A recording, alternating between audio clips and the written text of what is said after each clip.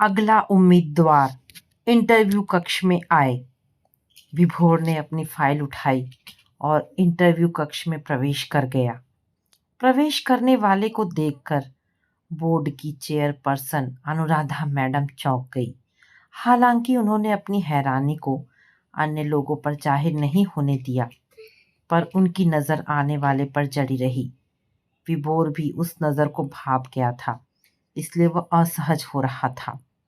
वह बोर्ड के सामने पहुंचा, तब मैडम बोली, सिट डाउन, और वह बैठ गया। तुम्हारा नाम? विभोर शर्मा। पिता का नाम? जतिन शर्मा। आम तौर पर माता का नाम नहीं पूछा जाता, लेकिन चेयरपर्सन शायद उसका पूरा इतिहास जानना चाहती थी, इसलिए उन्होंने पूछ ही लिया। माता का नाम?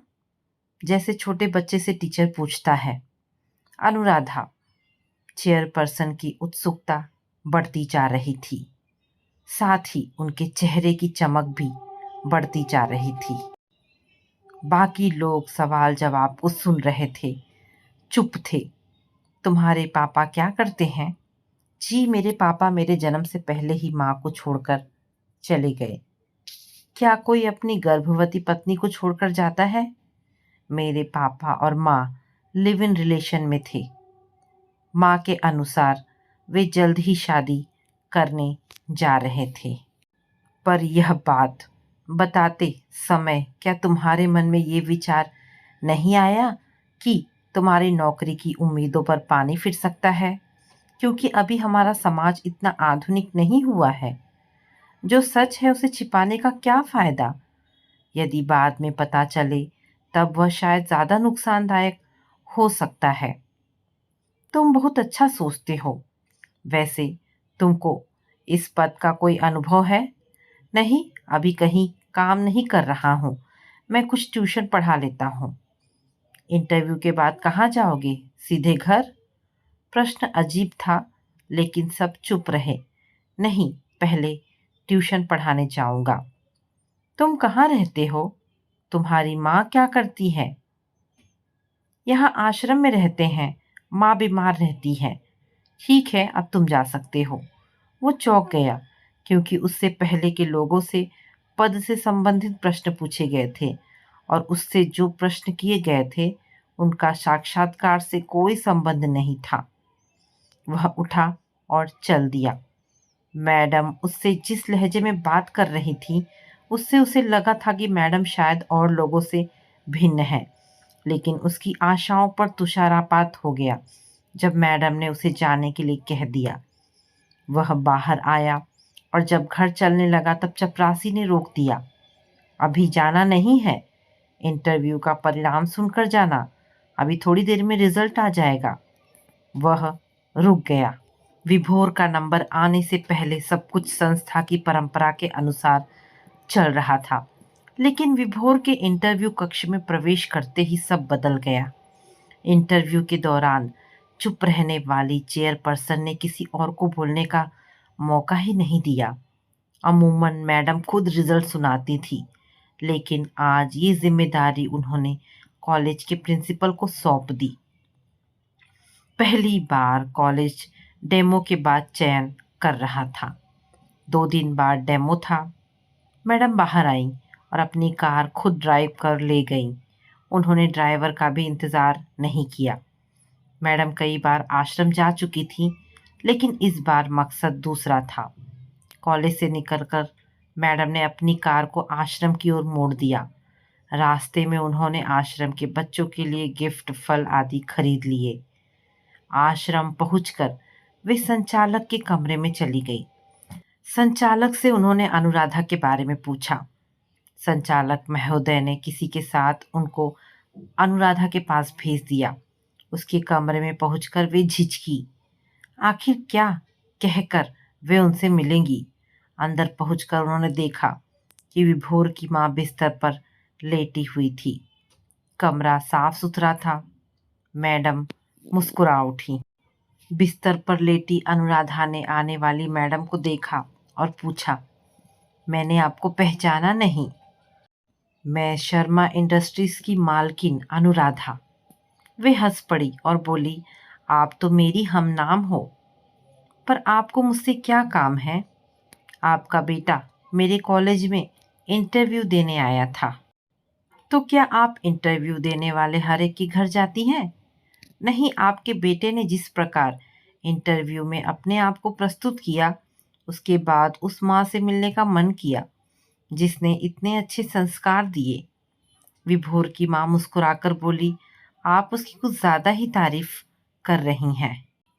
लेकिन मैडम शायद जल्दी से मुद्दे पर आना चाहती थी, इसलिए उन्होंने पूछ ही लिया, विभोर के पापा? वे इसके जन्म से पहले ही चले गए। ये तो विभोर ने बताया है। आप तो ये बताओ कि क्या उनको पता था कि आप गर्भवती हो? उनको पता नहीं था। मैडम ने ठंडी सांस ली। मन ही मन एक तसल्ली हुई। वे ऐसा क्यों कर रही थी अभी तक स्पष्ट नहीं हो पा रहा था। मैडम ने पूछा, विभोर के पापा घर छोड़कर क्यों चले गए? इस प्रश्न का उत्तर तो मैं आज भी खोज रही हूँ। जिस दिन वे गए थे उस दिन हम दोनों की आपस में लड़ाई हुई थी, पर ऐसा तो होता रहता था। मैंने इसे गंभीरता से नहीं लिया था। मैं डॉक्टर के पास चली गई। मैं गर्भवती हो गई थी। मैं खुशी खुशी घर आ गई। मैंने ये खुशखबरी सुनाने के लिए उनका इंतज़ार करने लगी। वह इंतज़ार आज भी है। वे आए ही नहीं। उनके ऑफिस से पता नहीं किया। उन्होंने इतनी जल्दी जल्दी नौकरियां बदली कि ये पता नहीं चला कि कहाँ काम कर रहे हैं। हाँ, इतना ज़रूर था कि इस बार उन्होंने कहा था, अब हम जल्दी शादी कर लेंगे।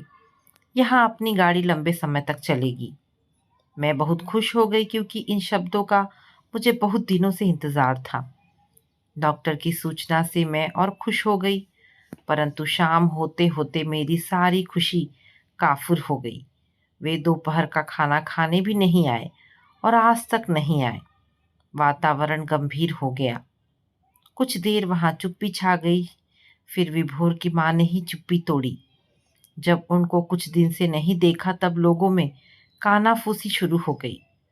शादीशुदा नहीं थी और एक कुंवारी लड़की किसी मर्द के साथ एक कमरे में रहे उस समय के लोगों के लिए अजूबा था।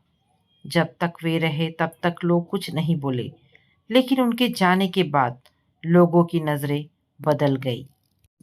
लोग बाग मुझे ऐसी वैसी औरत समझने लगे।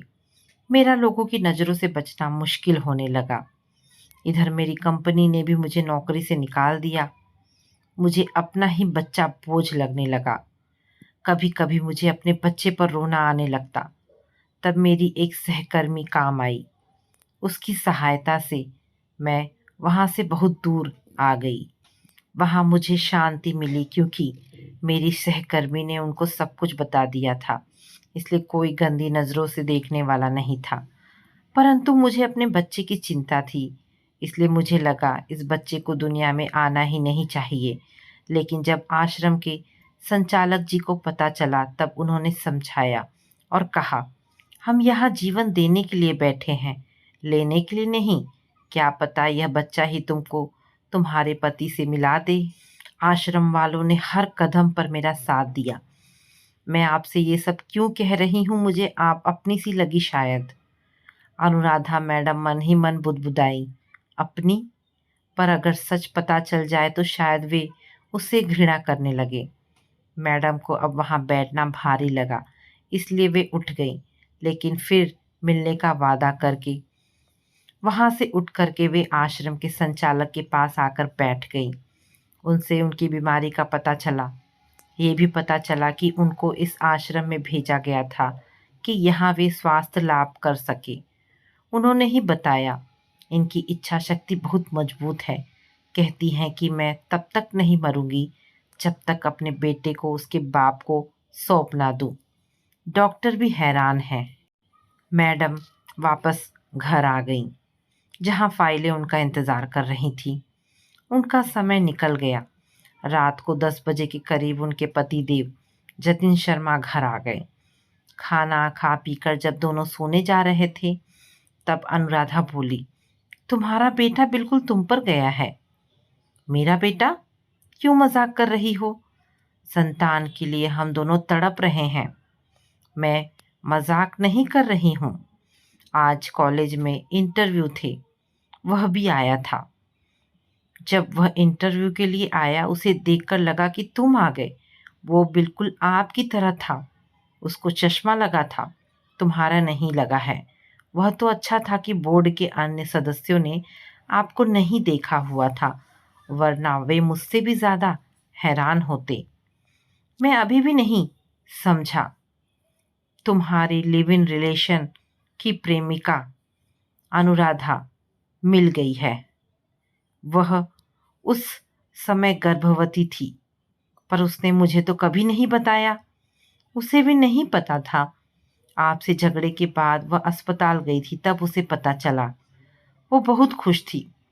तुम्हें सूचना देने के लिए वह तुम्हारा इंतज़ार कर रही थी और आज भी कर रही है।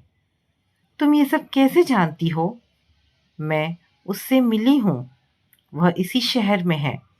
उसकी कहानी सुनकर मुझे अपने आप से घृणा होने लगी। एक बेटे को उसके बाप के प्यार से वंचित करने का गुनाह हो गया। मैंने भी उसे ऐसी वैसी औरत समझा था। मेरे मन में भी यही था कि जो औरत बिना शादी के एक मर्द के साथ रह सकती है, वो किसी के साथ भी भाग सकती है। मैं गलत साबित हुई। सच में वो वास्तव में आपसे दिल से प्यार करती है। शर्मा इंडस्ट्रीज के मालिक का बेटा आश्रम में रहे, ये मैं नहीं चाहती। उसकी माँ, वह भी हमारे साथ रहेगी। क्या तुम अपने घर में सौतन को बर्दाश्त कर सकोगी? मुझसे ज़्यादा तुम पर उसका अधिकार है, भले ही वह तुम्हारी ब्याहता नहीं है। मुझे बस यही चिंता है कि सारी सच्चाई जानकर क्या वह मुझे माफ़ करेगी? क्या विभोर इस सच को स्वीकार कर सकेगा? दोनों रात भर ढंग से सो नहीं पाए। सुबह दोनों जल्दी उठ गए, जल्दी से तैयार हो गए। एक डर के साथ दोनों आश्रम की ओर रवाना हो गए। उनके कमरे का एक दरवाज़ा बाहर सड़क की ओर खुलता था। उसी ओर दोनों गए। दरवाज़ा खुला हुआ था। पहले मैडम ने प्रवेश किया। मैडम को दरवाजे पर देखकर वे मुस्कुरा उठी। आज कैसे? आज मैं तुम्हारे लिए सरप्राइज लाई हूँ। फिर दरवाजे की ओर मुंह करके बोली, जतिन जी, अंदर आ जाइए। वे अंदर आ गए। दोनों ने एक लंबे अरसे बाद एक दूसरे को देखा और एक दूसरे को देखते रहे। फिर अनु बिस्तर से उठने की कोशिश करने लगी। जतिन ने तत्काल उसके पास पहुंचकर उसे अपनी बाहों में भर लिया। वे ये भूल गए कि उनकी ब्याहता पत्नी साथ है। अनु ने भी उन्हें बाहों में भर लिया।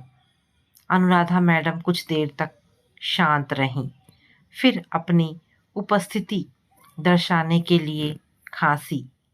तब दोनों को एहसास हुआ कि कोई और भी है मौजूद यहाँ। एक दूसरे से अलग हो गए। तभी विभोर ने वहाँ प्रवेश किया और अनुराधा मैडम को देखकर चौंक गया और अनुराधा मैडम से पूछा, आप यहाँ कैसे? अनुराधा मैडम के कुछ कहने से पूर्व ही उसकी नज़र माँ के पास बैठे शख्स की ओर पड़ी। तभी उसकी माँ बोल पड़ी, ये तुम्हारे पापा हैं, पैर छुओ बेटा। विभोर बोला, अब क्यों आए हैं? अब मैं अपनी माँ का ख्याल रख सकता हूँ। उस समय कहाँ थे जब माँ को आपकी सबसे ज़्यादा ज़रूरत थी? माँ ने क्या क्या नहीं भुगता। उनको दूसरों को जवाब देना पड़ा।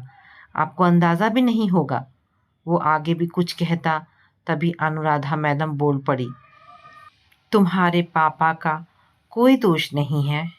यह सुनकर विभोर बोला, मैडम आप बीच में मत पड़िए, ये हमारा पारिवारिक मामला है, आप मत बोलिए। अनुराधा मैडम बोली, मैं तुम्हारे पापा की ब्याहता हूँ। ये सुनते ही माँ और विभोर चौंक गए। विभोर बोला, तभी आपने वे सवाल पूछे जिनका इंटरव्यू से कोई संबंध नहीं था।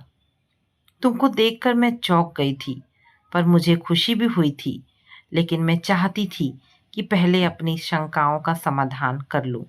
जैसे जैसे उत्तर मिल रहे थे, मेरी खुशी बढ़ती जा रही थी।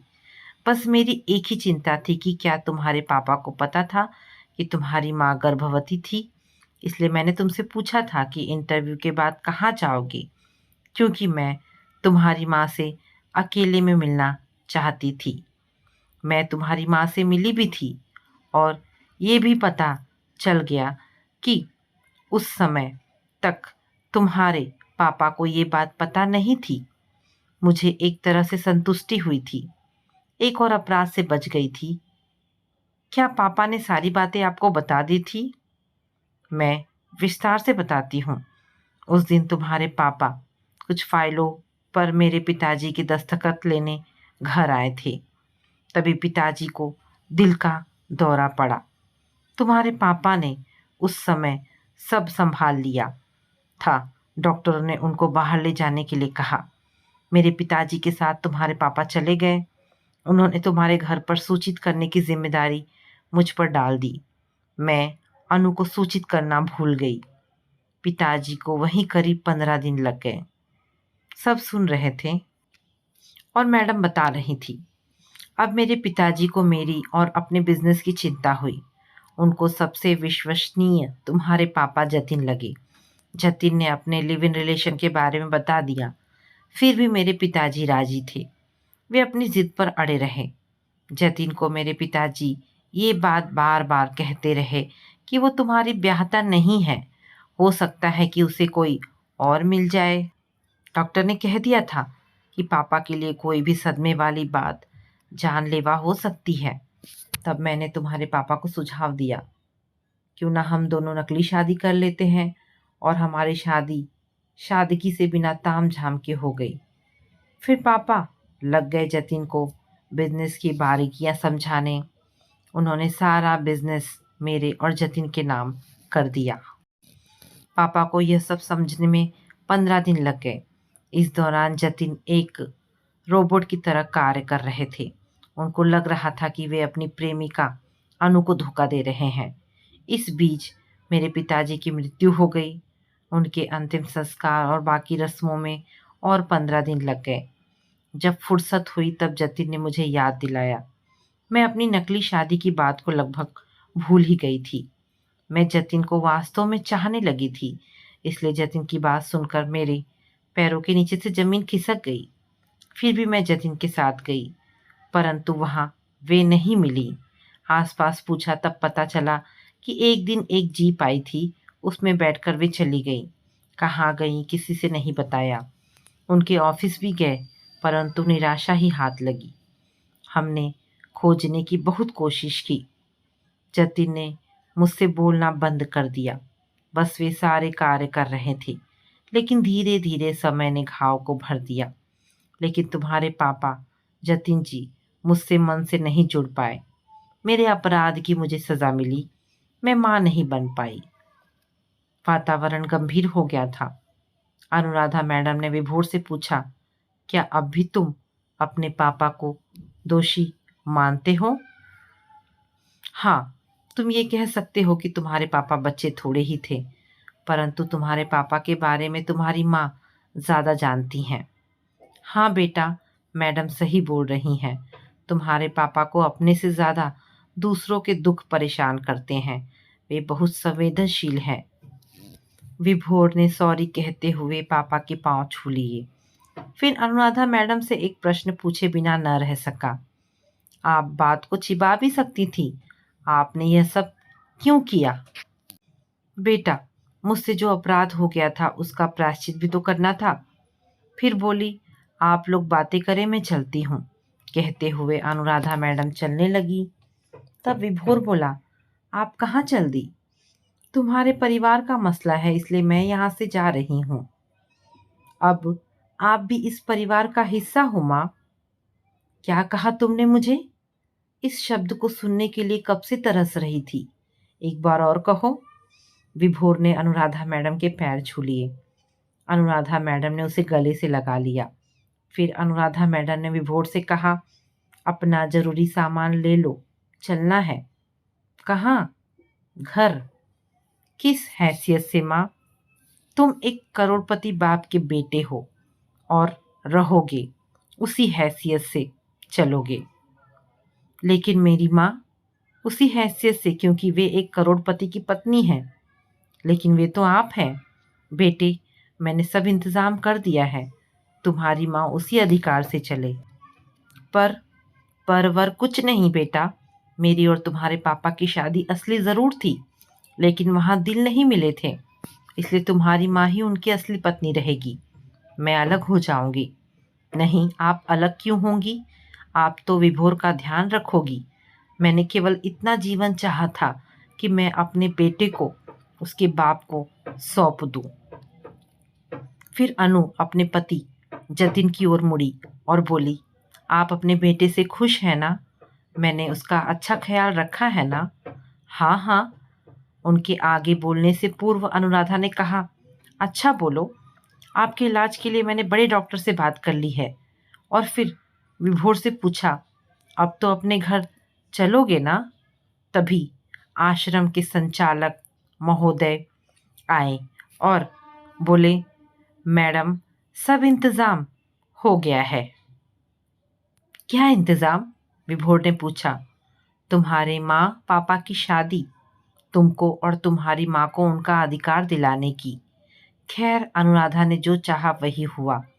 विभोर की माँ की विदाई उसी तरह हुई जैसे शादी के बाद एक लड़की की होती है। आश्रम में सबकी आंखें नम थी और वे खुश भी थे। उधर अनुराधा मैडम ने घर में भी नई मालकिन के स्वागत की भव्य तैयारी करवाई थी। इस सब से बेखबर कि लोग क्या कहेंगी। अगली सुबह सबके लिए नई थी, लेकिन कितनी देर, क्योंकि जीवन धूप छांव का खेल है। विभोर की माँ की सांसें जल्दी जल्दी चल रही थी। डॉक्टर भी आ गए। उन्होंने अपने बेटे को अपने पास बुलाया और कहा, बेटा, मैंने यही मांगा था कि मैं अपने बेटे को उसके पापा को सौंप कर मरूं। बस मेरी इतनी ही जिद थी। विभोर बेचारा, माँ जब थी तब पापा नहीं थे और आज पापा है, लेकिन माँ अंतिम सांसें ले रही थी। उसकी माँ ने उससे ये वचन ले लिया था कि वह अपनी नई माँ का उसी तरह ख्याल रखेगा जिस तरह वह उसका रखता था। विभोर ने अपनी माँ को वचन दे दिया। अनुराधा मैडम ने भी उनको वचन दे दिया और कहा, मैं तुम्हारे अतीत के लिए तो कुछ नहीं कर सकती, परंतु वर्तमान में तुम्हारे लिए कुछ कर सकूं तो शायद यही मेरा प्रायश्चित हो।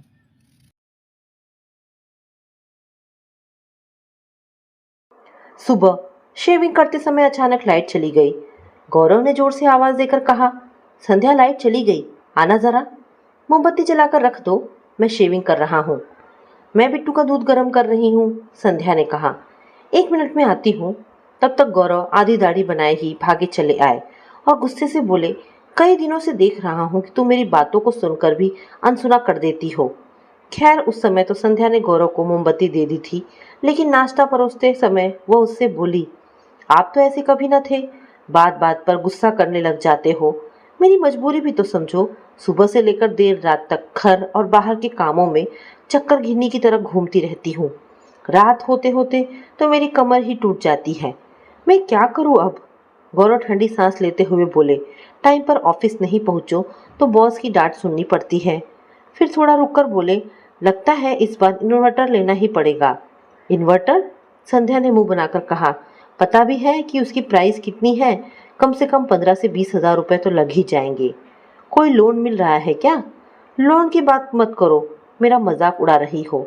तुम्हें तो पता ही है कि पिछला लोन पूरा करने में ही मेरे पसीने छूट गए थे।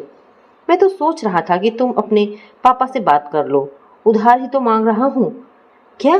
क्या उधार मांगू? संध्या चिढ़कर बोली, गैस, टीवी, सोफा, फ्रिज और भी ना जाने क्या क्या, सब उधार के नाम भी तो आया है। अब और सब कुछ मुझसे नहीं होगा। क्यों? क्या मुझ में उधार चुकाने की क्षमता नहीं है? गौरव बोले, इतने ताने मत दो, आखिर जो हुआ उसमें कहीं ना कहीं तो तुम्हारी भी सहमति थी। मेरी सहमति? संध्या विफर गई। मैं जिस तरह तुम्हें निभा रही हूँ मैं ही जानती हूँ। हाँ ठीक है, निभाओ। अब कह क्यों रही हो? गौरव गुस्से से उठते हुए बोले, मैं तो निभा ही रही हूँ। इतना ही घमंड था तो बसा बसाया घर क्यों छोड़कर आ गए? तब तो बड़ी शान से कहते थे कि मैं अपना अलग घर लेकर रहूंगा, कोई मोहताज थोड़ी ना हूँ माँ पिताजी का। और अब मैं अपने पापा से कुछ नहीं मांगूंगी, संध्या गुस्से से कहती गई। अच्छा बाबा, गलती हो गई तुमसे कुछ कहकर। गौरव ऑफिस के लिए शर्ट पहनते हुए बोले। अब तक यह घर चला ही रहा हूँ, आगे भी चलाऊंगा। कोई भूखे तो नहीं मर रहे। आज सुबह सुबह ही मूड खराब हो गया। अभाव में पली बढ़ी जिंदगी का यही हश्र होता है। आए दिन किसी न किसी बात पर हमारे बीच अनबन रहती है और फिर न खत्म होने वाला समझौता। आज स्कूल जाने का रहा सहा मूड भी जाता रहा, सो गुमसुम सी पड़ी रही। मन में छिपी परतों से बीते पल चलचित्र की तरह एक एक कर सामने आने लगे। अपना नया ज्वाइनिंग लेटर लेकर ऑफिस में प्रवेश किया तो मैं पूरी तरह घबराई हुई थी। इतना बड़ा ऑफिस, सभी लोग चलते फिरते रोबोट की तरह अपने काम में व्यस्त। एक कोने में मुझे खड़ा देखकर एक स्मार्ट से लड़के ने पूछा, आपको किससे मिलना है? बिना कुछ बोले मैंने अपना ज्वाइनिंग लेटर उसकी ओर बढ़ाया था। ओह, तो आपको इस ऑफिस में आज ज्वाइन करना है? कहते हुए वह लड़का मुझे एक कैबिन में ले गया और एक कुर्सी पर बैठाते हुए बोला, आप यहाँ बैठिए, मिस्टर सुजीत मेहरा जी आपके बॉस हैं। वह आएंगे तो आपके काम और बैठने की व्यवस्था करेंगे। मैं इंतज़ार करने लगी। थोड़ी देर बाद फिर वह लड़का आया और कहने लगा, सॉरी मैडम, सर आज थोड़ी देर में आएंगे। आप चाहे तो नीचे रिसेप्शन पर इंतज़ार कर सकती हैं। कुछ चाय या कॉफ़ी वगैरह लेंगी? मुझे इस समय चाय की सख्त ज़रूरत थी, किंतु औपचारिकतावश मना कर दिया। Are you sure? उसने चेहरे पर मुस्कुराहट बिखेर कर पूछा, तो इस बार मैं मना न कर सकी। अच्छा, मैं अभी भिजवाता हूँ। फिर अपना परिचय देते हुए बोला, मेरा नाम गौरव है और मैं सामने के ही टेबल पर उस तरफ बैठता हूँ। यहाँ सेल्स एग्जीक्यूटिव हूँ। गौरव मुझे बेहद सहायक और अच्छे से लगे। बस फिर तो क्रम ही बन गया। हर रोज़ सुबह गौरव मुझसे मिलने आ जाते या कभी मैं ही चली जाती। इस तरह सुबह की गुड मॉर्निंग कब और कहाँ अनौपचारिक हाय में बदल गई पता ही न चला। गौरव का मधुर स्वभाव मुझे अपनी ओर अनायासी खींचता चला गया। अंततः इसी खिंचाव ने हमें गुलमोहर पार्क में जाकर ही दम लिया। हम दोनों प्राय इसी पार्क में आते और हाथों में हाथ डाले एक दूसरे में खोए रहते और कभी कभी सिनेमा हॉल में फिल्में भी देखते। एक दिन मैंने गौरव से कहा, अब बहुत हो गई डेटिंग गौरव, अब शादी के लिए सीरियस हो जाओ। कहीं किसी ने यूं ही देख लिया तो घर में प्रॉब्लम आ जाएगी। ऑफिस का स्टाफ तो पहले से हम पर शक करता है। सीरियस? क्या हो जाऊं? वह मेरे बालों को संभालते हुए बोले, यही तो दिन है घूमने के, फिर ये दिन कभी वापस नहीं आएंगे। पर तुम शादी के लिए इतनी एक्साइटेड क्यों हो रही हो? क्या रात में नींद नहीं आती? इतना कहकर गौरव ने मेरा हाथ जोर से दबा दिया। उनका स्पर्श मुझे अभिभूत कर गया। शर्मा कर रह गई थी मैं। थोड़ी देर के लिए सपनों की दुनिया में चली गई थी। वक्त का आभास होते ही मैंने पूछा, क्या सोचा तुमने गौरव? मुझे क्या सोचना है? गौरव थोड़ा सा गंभीर होकर बोले, मैं तो तुम्हारे साथ ही शादी करूंगा, तुम चिंता ना करो। पर पर पर क्या? उनके चेहरे के भाव को पढ़ते हुए मैंने पूछा। माँ को मनाने में थोड़ा टाइम लग सकता है। दरअसल उन्होंने एकदम सीधी सादी सलवार कमीज वाली धार्मिक बहू शोभा की कल्पना की है, जो हमारे घर के पास रह रही है, किंतु वह शोभा मुझे बिल्कुल पसंद नहीं है। फिर क्या होगा? मैंने सीरियस होते हुए पूछा। होगा वही जो मैं चाहूँगा। आखिर रखना तो मुझे है ना, तुम टेंशन ना लो। मैं हूँ ना, मौका देकर किसी दिन माँ से बात करूँगा, पर डरता हूँ कहीं वे मना ना कर दे। एक दिन शाम को गौरव अपनी माँ से मिलवाने के लिए मुझे ले गए। मेरी नानुकुर गौरव के सामने ज़्यादा ना चल सकी। कहने लगे, माँ को अपनी पसंद भी बता दूँ, क्योंकि सीधा कुछ कहने की हिम्मत नहीं होती है। तुम्हें मेरे साथ देखकर शायद बातचीत का कोई रास्ता निकल आए। गौरव ने थोड़े शब्दों में मेरा परिचय दिया। माँ की अनुभवी नज़रों से कुछ भी छिपा ना रह सका। गौरव की जिद और इच्छा को देखते हुए माँ ने बेमन से शादी के लिए हाँ तो कह दी, किंतु जिस तरह दुल्हन को इस घर में आना चाहिए वह सारी रस्में फीकी पड़ गई। मेरी सारी सजने संवरने की आशाएं धरी की धरी रह गई। माँ ने कोई खास उत्सुकता नहीं दिखाई, क्योंकि शादी उनकी मर्जी के खिलाफ जो हुई थी। कुछ दिन तो हंसी खेल में बीत गए, पर हमारा देर रात तक घूमना और बाहर खाकर आना ज़्यादा दिन तक न चल सका। माँ ने एक दिन नाश्ते पर कह दिया कि हमसे देर रात तक इंतज़ार नहीं किया जाता, टाइम पर घर आ जाया करो। फिर घर की तरफ बहू को थोड़ा ध्यान देना चाहिए। इस पर गौरव तुनक कर बोले, माँ इसके लिए तो सारी उम्र पड़ी है। हम दूसरी चाबी लेकर चले जाया करेंगे। आप सो जाया करो, क्योंकि पार्टी में दोस्तों के साथ देर तो हो ही जाती है। मेरे मन में ना जाने क्यों शांत स्वभाव वाले माँ और पिताजी के प्रति सहानुभूति उभर आई। बोली, माँ ठीक कहती हैं गौरव, हम टाइम पर घर आ जाएंगे। अपनी पार्टियां हम अब वीकेंड्स में रख लेंगे। माँ जी के व्यवहार में आई सख्ती को मैं कम करना चाहती थी। इसके लिए अपनी एक सप्ताह की छुट्टी और बढ़ा ली, ताकि माँ जी के व्यवहार को समझ सकूं। एक दिन गौरव शाम को मुस्कुराते हुए आए और कहने लगे, संध्या, ऑफिस में सब लोग तुम्हें बहुत याद करते हैं। देखना चाहते हैं कि तुम शादी के बाद कैसी लगती हो। मैं खिलखिलाकर हंस पड़ी। मुझे ऑफिस का एक एक चेहरा याद आने लगा। मैंने कहा, ठीक है, कुछ दिनों की ही तो बात है। अगले मंडे से तो ऑफिस जा ही रही हूँ। माँ जी पास में बैठी चाय पी रही थी। बड़े शांत स्वर में बोली, बेटी, हमारे घरों में शादी के बाद नौकरी करने का रिवाज नहीं है। बहू को बहू की ही तरह रहना चाहिए, यही अच्छा लगता है। आगे जैसा तुमको ठीक लगे करो। माँ का यह स्वर मुझे भीतर तक हिलाकर रख गया था। उनके यह बोल अनुभवजन्य थे। जोर से डांट डपट कर कहती तो शायद मैं विरोध भी करती। मुझे माँ का इस तरह कहना अच्छा भी लगा और उनका नज़दीक जाने का रास्ता भी। गौरव फट से बोल पड़े थे, माँ, आजकल दोनों मिलकर कमाए तभी तो घर ठीक से चलता है। फिर यह तो अकेली यहाँ बोर हो जाएगी। क्यों, क्या कमी है यहाँ जो दोनों को काम करने की ज़रूरत पड़ रही है? भरा पूरा घर है, तेरे पिताजी भी अच्छा कमाते हैं, सब कुछ ठीक चल रहा है। हम कौन सा तुमसे कुछ मांग रहे हैं? माँ जी का स्वर तेज हो गया। फिर भी तू बहू से काम करवाना चाहता है तो तेरी मर्जी। मैं खामोश ही रही, पर इस तरह गौरव का बोलना मुझे अच्छा नहीं लगा था। भीतर जाकर मैंने गौरव से कहा, नौकरी मुझे करनी है। माँ जी को अच्छा नहीं लगता तो मैं नहीं जाऊंगी, बस। नहीं, तुम जॉब करने जरूर जाओगी। मैंने जो कह दिया सो कह दिया। गौरव ने कठोर स्वर में कहा। मन की झंझावत में मैं अंततः कोई फैसला नहीं ले पाई। मैंने हार कर माँ से पूछा, मैं क्या करूँ माँ जी? जो गौरव कहता है वही कर। माँ जी ने सीधा सपाट सा उत्तर दिया। उस दिन काम पर तो चली गई, किंतु माँ के मूक आचरण से एहसास हो गया था कि उनको यह सब ठीक नहीं लगा। मैं माँ जी और पिताजी को खुश करने के लिए हर संभव कोशिश करती रही। गौरव को भी समझाया कि यह सब उनको ठीक नहीं लगता, पर उनके बर्ताव में कोई बदलाव नहीं आया। क्या पता था कि ऊपर से इतना मीठा बोलने वाले और हंसमुख इंसान अंदर से इतने अस्वाभाविक और सख्त हो सकते हैं। इस प्रपंच से जल्दी ही मुझे आज़ादी मिल गई। मेरा पाँव भारी हो गया और जॉब पर ना जाने का बहाना मिल गया। इसमें माँ ने मेरी तरफदारी की तो अच्छा लगा। बिट्टू के होने के बाद तो माँ जी और पिताजी के स्वभाव में पहले से कहीं ज़्यादा बदलाव आ गया। ऑफिस के दोस्तों ने पार्टी की जिद पकड़ ली, तो मैंने गौरव को कहा कि पार्टी घर पर ही रख लेते हैं।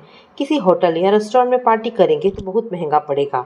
फिर माँ जी और पिताजी को भी अच्छा लगेगा। गौरव भी बजट को देखते हुए कुछ नहीं बोले। सारा दिन मैं घर को सजाने संवारने में लगी रही। माँ को घर में आ रहे इस बदलाव से अच्छा लगने लगा था। सारे सामान का ऑर्डर पास ही के होटल में दे दिया गया था। माँ जी कहाँ है? मेरी एक ऑफिस की सहेली ने पूछ लिया। मैं माँ को बुलाने उनके कमरे में गई तो माँ हंसकर बोली, मैं वहाँ जाकर क्या करूँगी? बच्चों की पार्टी है, तुम लोग मौज मस्ती करो।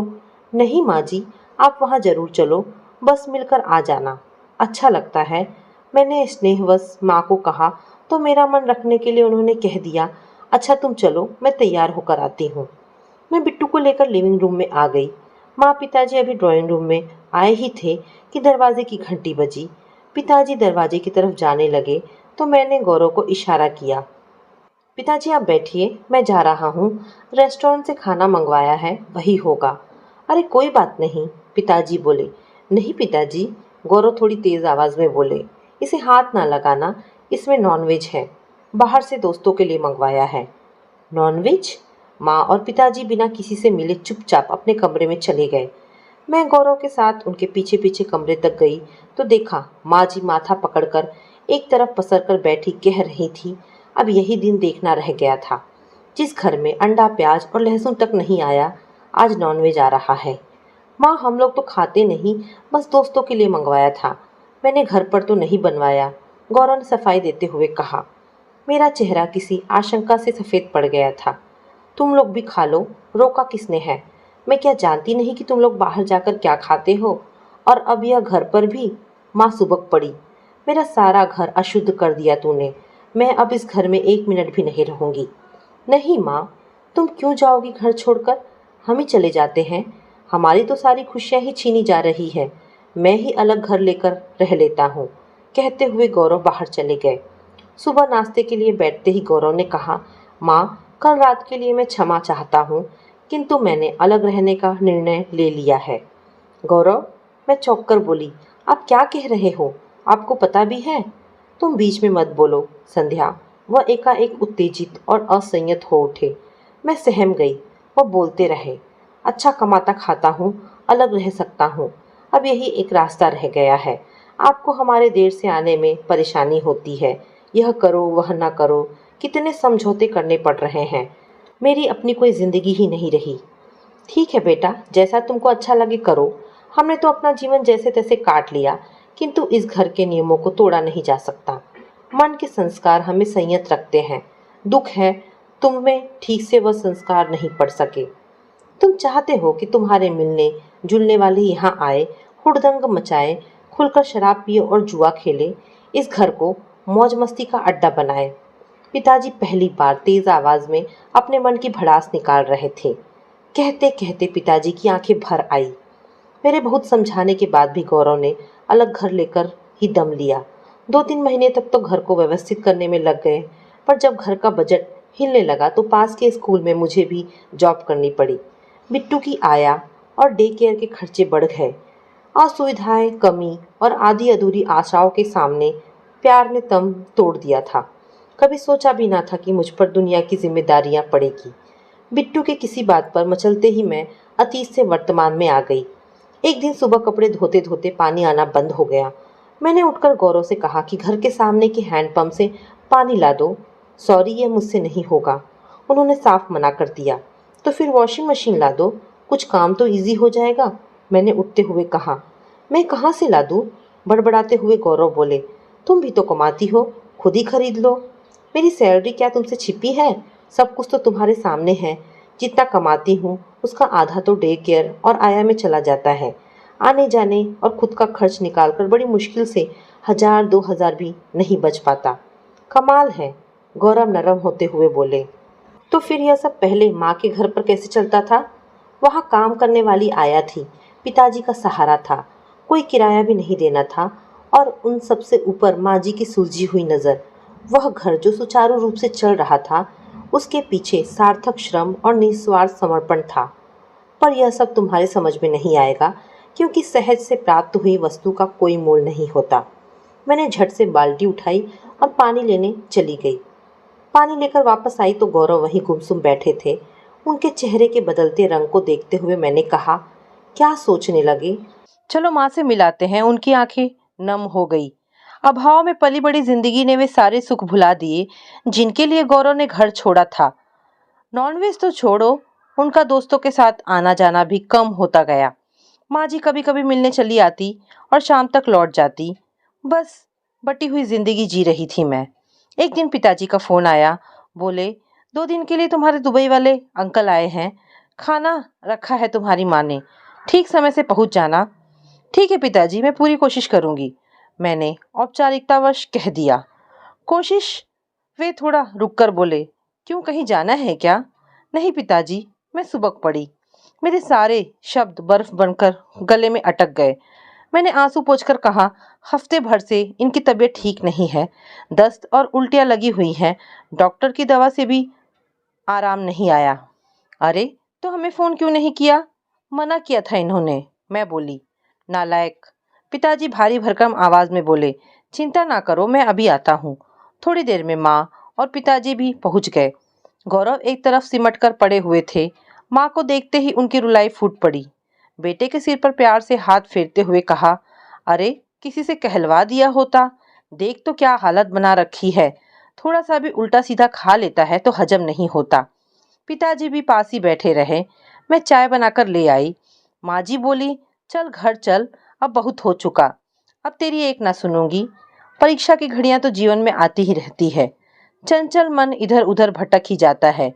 कोई इस तरह माँ को छोड़कर भी चला जाता है क्या? चल, बहुत मनमानी कर ली। वात्सल्यमयी माँ के स्वर सुनकर मेरी आंखों से आंसू बहने लगे। माँ जी मेरी साड़ी के पल्लू से आंसू पोंछते हुए बोली, इस तरह की जिद बहू करती तो समझ में आता। उसने तो स्वयं को घर के वातावरण के अनुसार ढाल लिया था, पर तुझसे तो ऐसी उम्मीद ही नहीं थी। तुझसे तो मेरी बहू ही अच्छी है। माँ, मुझे माफ कर दो। गौरव रो पड़े। उनका रोना माँ और पिताजी दोनों को रुला गया। मैंने दवाई के लिए गौरव को सहारा देकर उठाया तो बड़े ही आत्मविश्वास से बोले, अब इसकी जरूरत नहीं पड़ेगी। माँ आ गई है, अब मैं जल्दी ही अच्छा हो जाऊंगा। मैं बिट्टू को उठाकर सामान समेटने लग गई। तो दोस्तों, ये कहानी यहाँ पर समाप्त होती है। आशा करती हूँ कहानी पसंद आई होगी। अगर कहानी पसंद आई है तो प्लीज़ इसे लाइक एंड शेयर करें। दोस्तों, ऐसी ढेरों पारिवारिक और शिक्षाप्रद कहानी सुनने के लिए मेरे चैनल को प्लीज़ सब्सक्राइब करें। धन्यवाद दोस्तों।